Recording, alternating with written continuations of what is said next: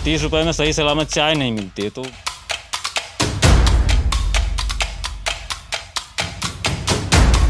हमारा पूछो बजट कैसे चल रहा है। उधार ला के साला शर्मिंदा होना पड़ता।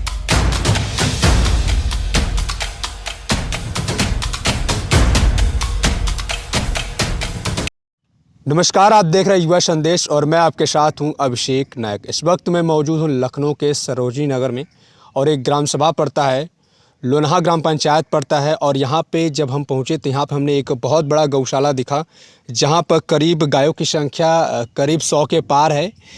और सबसे ख़ास बात है, जब हम यहाँ पे आए तो यहाँ जो संचालन है, जो यहाँ पे रहते हैं, जो यहाँ की देखरेख करते हैं, उनसे ये चीज़ें हमें पता चली कि करीब 5-6 महीने से यहाँ की गायों के लिए चारा रुका हुआ है। वो किसी तरह से अपने खर्चे से प्रधान के ज़रिए किसी तरह से गायों के लिए चारा मैनेज करते हैं ताकि गाय जो है खा सकें। नहीं तो आप सोच सकते हैं कि 4-5 महीने से अगर चारा रुका हुआ तो गाय कैसे, किस स्थिति में, किस हालात में होगी, वो आप तस्वीरें साफ तौर पे देख सकते हैं। करीब इतनी सारी गायें हैं इस गौशाला में, लेकिन व्यवस्था के नाम पे कुछ भी नहीं मिल पा रहा है। और क्योंकि माननीय मुख्यमंत्री योगी आदित्यनाथ जी ने हर जगह गौशाला खोला, जबकि भारी मात्रा में इसके लिए बजट भी निर्धारित कर दिया गया कि इतना बजट निर्धारित किया गया जहाँ पे गौशालों के लिए अलग से चारा के लिए भी इंतज़ाम किया गया। करोड़ों रुपए जो है गौशालाओं पे खर्च किए गए, लेकिन जब इस तरह की स्थिति और हालात जब देखने के लिए मिलती है तो मन में कई सारे सवाल उठते हैं और मन में कई सारे चीज़ें उठती हैं कि ऐसा कैसे हो सकता है। ये हो सब होने के बावजूद भी ये स्थिति अभी भी जो है गौशालाओं में बनी हुई है। गौशाला के बुरी स्थिति आप देख सकते हैं किस तरह से। सबसे मेन कारण है यहाँ पे चारा, जो चारा नहीं मिल पाता है। आप ज़रा सोचें कि कैसे यहाँ की व्यवस्था को संचालित किया जा रहा है, कैसे चलाया जा रहा है, ये सारी चीज़ें हैं।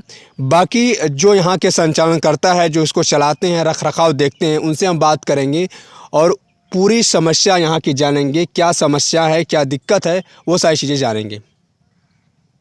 ग्राम प्रधान जो है, लोन्हा ग्राम प्रधान जी यहाँ पे मौजूद हैं, इनसे हम बातचीत करेंगे क्योंकि ये जिस तरीके से हमें गौशाला की स्थिति के बारे में बताया तो वो सारी चीज़ें हम जान करके बहुत ही हैरान हुए, बहुत आश्चर्यचकित हुए। क्योंकि इतना सारा बजट जो है सरकार गौशालाओं पे खर्च करे, इतना पैसा, लेकिन वो गौशाला तक आखिर क्यों नहीं पहुंच पा रहा है, इसके पीछे की वजह जानने की कोशिश करेंगे। बहुत बहुत स्वागत है आपका। सबसे पहले आपका नाम जानना चाहेंगे प्रधान जी। मेरा नाम पंकज कुमार गौतम है, मैं प्रधान प्रतिनिधि जी। माता जी प्रधान है। अच्छा, माता जी प्रधान जी। और ये मई से 18 मई तक पैसा आया हुआ है। मई, जून, जुलाई, अगस्त, सितंबर चल रहा है, अभी पेमेंट नहीं हुआ है। करीब प्रधान जी का करीब 7-8 लाख के आसपास रुपया फंसा पड़ा है। वो कहाँ से लाए हैं, कैसे लाए हैं, ये तो ऊपर वाला ही जानता है। तभी गौशाला का चारे की व्यवस्था कैसे होता है, कैसे कर पाते हैं? व्यवस्था ये मेरे मतलब माता जी और पिताजी घर से सहयोग होता है, तब इतना सारा मतलब व्यवस्था हो पाती है। कहीं उधार भी लिया जाता है। भूसे वालों का भी बहुत सारा पेमेंट बाकी पड़ा है, वो भूसा देने से मना कर रहे हैं कि पेमेंट नहीं आएगा तो भूसा कहाँ से देंगे आपको। अच्छा, 5 महीने से पेमेंट रुका हुआ है, तो अब तक कितना पैसा आपका चारे में खर्च हो गया है? अरे यही करीब 6.5 लाख के आसपास रुपया होगा अब तक, आज तक। कभी कभी आपने ज्ञापन दिया डीएम को या कैसे स्थिति है? मैंने तो ये वीडियो मैडम को लिख के दिया था कि यहाँ जानवर ज़्यादा हैं, इनको भी कम करा दिया जाए, क्योंकि यहाँ 90 जानवरों की कैपेसिटी है। अच्छा। और जानवर इस वक्त होंगे 170 वगैरह के आसपास जानवर हैं।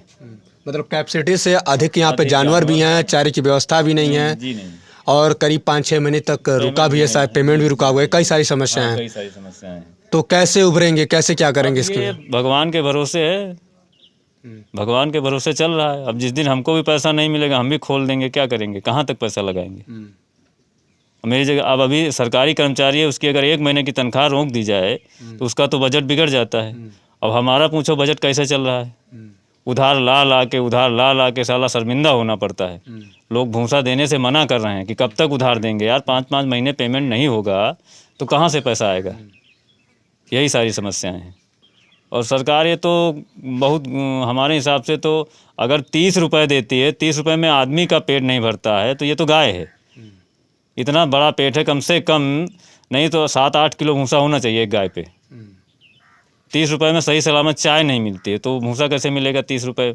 1200-1300 रुपये कुंटल अभी खरीद के ला रहे हैं। अब सोचो अभी प्रेजेंट टाइम की बात है।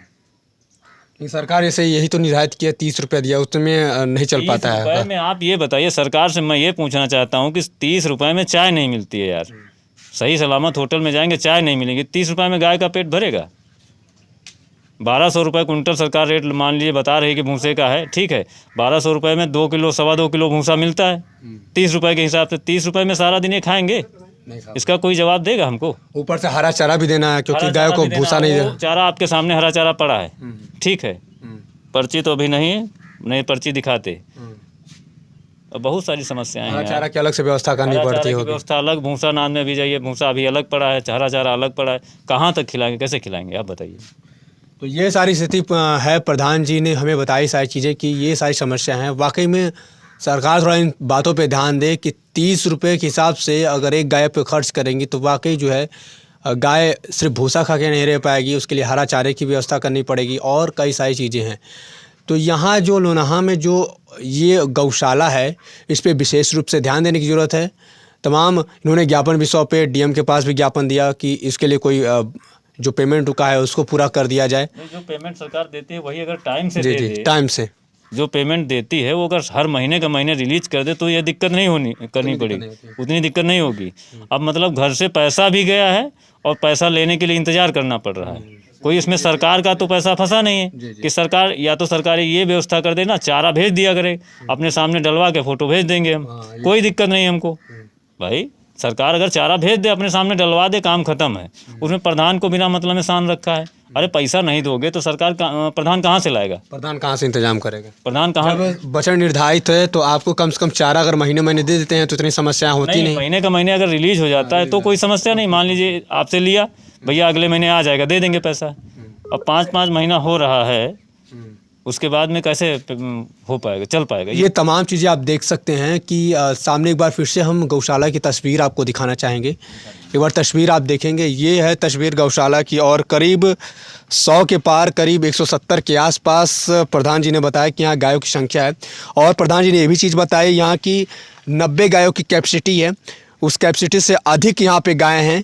और सोचें कि कैपेसिटी से अधिक गाय भी हैं, चारे की व्यवस्था भी नहीं है और 6 लाख रुपए तक प्रधान जी चारे की व्यवस्था अलग से करा भी चुके हैं, अपने पास से खर्च कर चुके हैं। और इनका यह भी कहना है कि महीने महीने का अगर सरकार जो है चारे की व्यवस्था कर देती है, रिलीज़ कर देती है, तो उतनी दिक्कत नहीं होगी जितनी दिक्कत इन्हें अब महसूस करनी पड़ेगी। आप ज़रा सोचें, उत्तर प्रदेश में इस प्रकार की गौशाला की जो स्थिति है, गायों की जो हालात है, वो कितनी बदतर है। उनका जीना मरना एक समान है। किसी तरह से प्रधान जी किस तरह से जो है यहाँ के जो प्रधान है वो किस तरह से व्यवस्था करके इन गायों को चारा मुहैया करा रहे हैं। कल को वो भी अगर इसी तरह से पेमेंट रुका रहेगा तो कल के वो भी असमर्थ हो जाएंगे चारे की व्यवस्था करने में। तो ये जो 170 गायें हैं ये कहाँ जाएंगी, ये सबसे बड़ा सवाल है, ये सबसे बड़ा मुद्दा है। इसको मुख्यमंत्री योगी आदित्यनाथ जी जो है बखूबी समझें और इसको समझने की कोशिश करें। सरोजनी नगर ब्लॉक ये पड़ता है तो ब्लॉक के अधिकारी से संज्ञान में लें ताकि ये सारी स्थिति जो है, जितनी भयावह स्थिति यहाँ पे है, पैदा हुई है करीब 5-6 महीने से, वो दूर हो। आप जितनी भी गाय देख रहे होंगे कितनी बुरी हालात में हैं, दुबली हैं, कितनी बीमार भी हैं, ये सारी चीज़ें हैं। कई सारी दिक्कत हैं जो गाय जो है झेलनी पड़ रही है। पूरी स्थिति आप समझ सकते हैं। ये हालात जो है जिस तरह से बनी हुई हैं, इस पर जो है अगर सरकार ध्यान देगी तब गौशाला की स्थिति सुधरेगी। और भी हम कई सारे गौशालाओं में जाएंगे, बात करेंगे, वहाँ की चीज़ों के बारे में दिखाएंगे। कुछ जगह तो स्थिति ठीक ठाक है, लेकिन कुछ जगह पे ऐसी बदतर हालात है जिसे आप देखेंगे तो वाकई भी हैरान रह जाएंगे कि इतना सारा बजट आने के बाद भी गौशाला की जो स्थिति है वो सुधरती नहीं दिख रही है और जो है काफ़ी ख़राब स्थिति में होता चला जा रहा है। कैमरा के पीछे से सहयोग कर रहे हैं अमरजीत वर्मा और मैं आपके साथ अभिषेक नायक। नमस्कार, जय हिंद।